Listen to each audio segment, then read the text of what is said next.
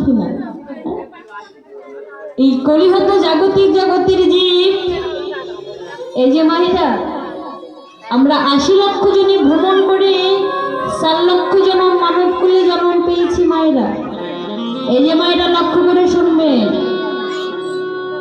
এই যে দিদি পিছনে দিদিরা কৃপা করে, এই যে গৌরহরিবার ৮০ লক্ষ জনে ভ্রমণ করে ৪ লক্ষ জন্ম পেয়েছি মায়েরা। জানি না মা যে মানব কুলে জন্ম আমার এই জন্মই শেষ জন্ম কিনা। আর কখনো কোনোদিন এমন বৈষ্ণব কুলে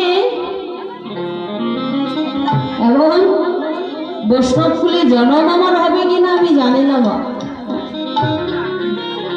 ভগবান বললেন এমন কৃষ্ণ ভক্ত মানবকুলি জন্ম নিয়ে যারা কোনোদিন ভক্তির সঙ্গ করল না, যারা একে অপরের চরণ ধুলে অঙ্গে মাগল না, জগতে তাদের মতো দুর্ভাগ্যবান ব্যক্তি জগতের মাঝে আর কেউ হয় না রে বাবা।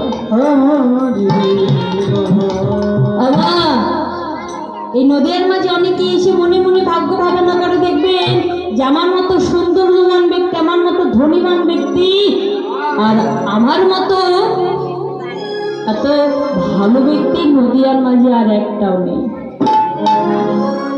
দেখবেন অহংকারের ঘরে বসে থেকে একে অপরের চরণে আমরা কেউ হাত দেই না মায়েরা। কেন দেই না? অহংকার বড় অভিজাত্য অভিপত্য। কেন? গৌরহরি বল আমরা ভগবানের চরণে কেন হাত দিব জানেন?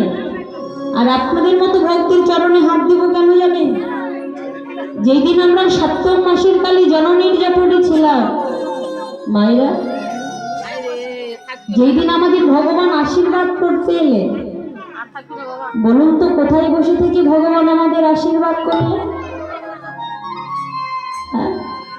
যেদিন ৭ম মাসের কালী জননীর যতনে হেড বন্ধ ঊর্ধ্বমুখী ছিলাম মায়েরা, যেদিন আশীর্বাদ করতে এলেন সেদিন আমাদের দুখানা চরণের উপর বসে থেকে আশীর্বাদ করলেন বাবা।